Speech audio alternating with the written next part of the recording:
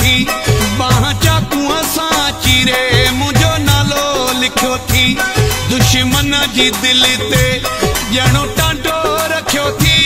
दुश्मन जी दिल ते ॼणो टांडो रखियो थी। बाह चाकूअ सां चीरे मुंहिंजो नालो लिखियो थी। बाह चाकूअ सां चीरे मुंहिंजो नालो लिखियो थी।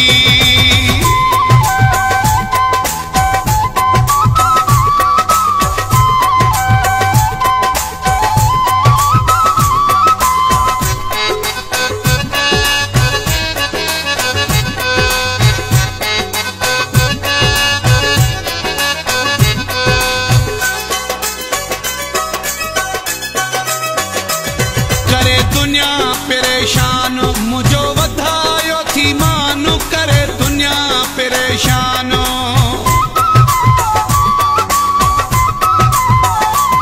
करे दुनिया परेशान मुझो वधायो थी मान। जिथे वेहा थो जानी तुझो गाया थो एहसान। बाह चाकूअ सां चीरे मुंहिंजो नालो लिखियो थी। बाह चाकूअ सां चीरे मुंहिंजो नालो लिखियो थी। दुश्मन जी दिल ते ॼणो टांडो रखियो थी।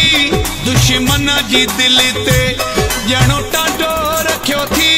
बाह चाकूअ सां चीरे मुंहिंजो नालो लिखियो थी। बाह चाकूअ सां चीरे मुंहिंजो नालो लिखियो थी।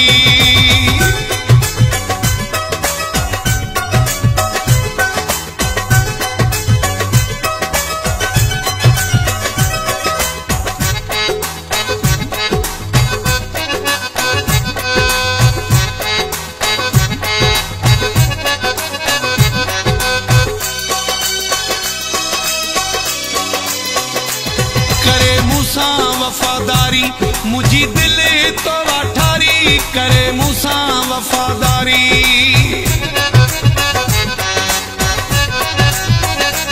करे मूसां वफादारी मुझी दिल तो वाठारी।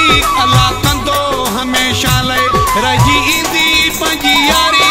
बाह चाकूअ सां चीरे मुंहिंजो नालो लिखियो थी। बाह चाकूअ सां चीरे मुंहिंजो नालो लिखियो थी। दुश्मन जी दिल ते ॼणो टांडो रखियो थी। दुश्मन जी दिल ते ॼणो टांडो रखियो थी। बाह चाकूअ सां चीरे मुंहिंजो नालो लिखियो थी। बाह चाकूअ सां चीरे मुंहिंजो नालो लिखियो थी।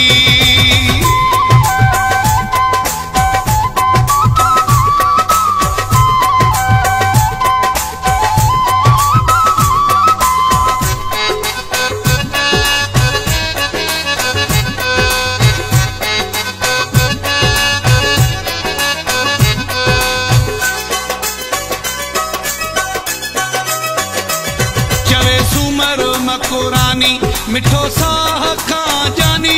चवे सूमर मकुरानी।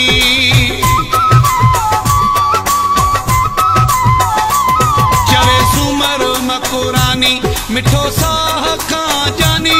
खणो कलम ऐं कागज़ लिखी ॾियां ज़िंदगानी।